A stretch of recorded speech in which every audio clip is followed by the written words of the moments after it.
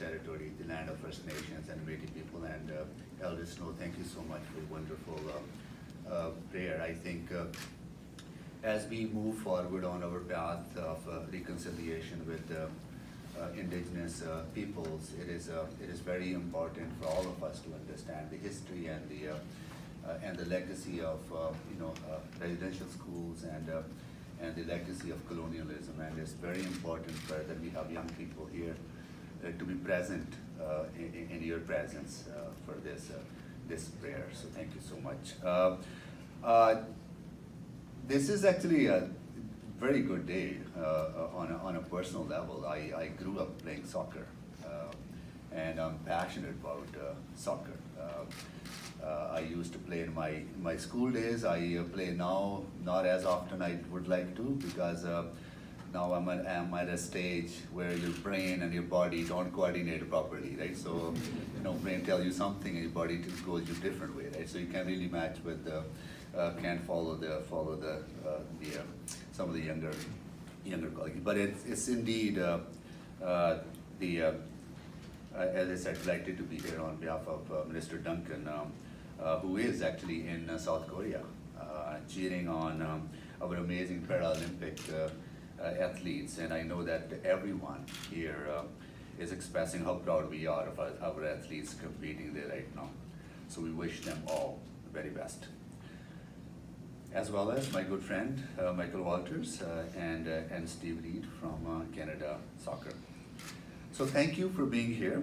You are a source of inspiration, all of you standing behind us, and pride for all Canadians, especially our youth who dream of someday representing our country with as much talent and energy as they have.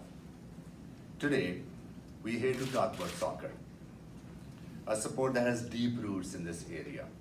In fact, records show that soccer was played at Fort Edmonton Park as early as 1862. Many of you know that soccer is the most played sport in the world, but you may not know that soccer continues to be the sport of choice for Canadian boys and girls between the age of 5 and 14, with participation rates on the rise.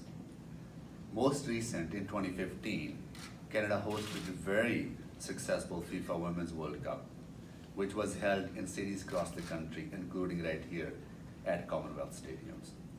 These international sports events inspire our next generation of athletes and galvanize a nation around the importance of active living. That is why I was very pleased when my colleague, Minister Duncan, announced earlier this week our government's support in principle for a United 2026 bid to co-host the 2026 FIFA World Cup with Mexico and the United States. This represents the federal government's support for the ongoing development of plans and budgets. If the bid is successful, we would be part of a historic moment, the first ever multi-country hosting of this sporting event.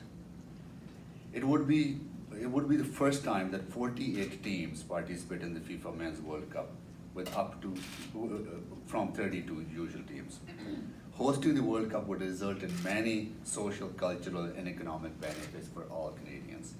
And the tournament will surely inspire young people to get involved and stay involved in soccer.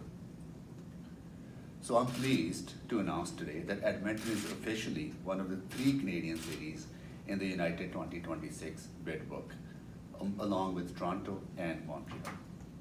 Hosting the Cup will also boost the local and regional economy in Edmonton and will leave a legacy of pride, expertise, and upgraded facilities. After all, it's important to use every opportunity presented by this bid to advance these priorities. Canada is a country that celebrates our diversity as a strength. As part of our reconciliation efforts, as I mentioned earlier, with Indigenous peoples, the event offers a unique opportunity to work closely with Indigenous leaders to promote support in Indigenous communities and to showcase Indigenous culture to Canadians and to the world. And this event will also engage Canada's diverse communities. With 1/5 of our population coming from somewhere else, born somewhere else, during a World Cup, every team will truly be a home team. As the largest single investment in Canada's sports system, our government is working to build a strong and inclusive sports system that provide opportunities for all Canadians, no matter their age, region, background, or ability to participate in sport and recreation. And just recently in Budget 2018, we confirmed our support for sport by committing funds to a wide range of priority areas. This include involving more women and girls in sports at all levels, improving overall participation across the country, and expanding sport for Indigenous communities, and helping to sustain Special Olympics movement. I want to conclude by applauding the work of the Canadian Soccer Association, and thank you for everyone joining us here today. We are so proud to be participating and supporting this bid. Thank you.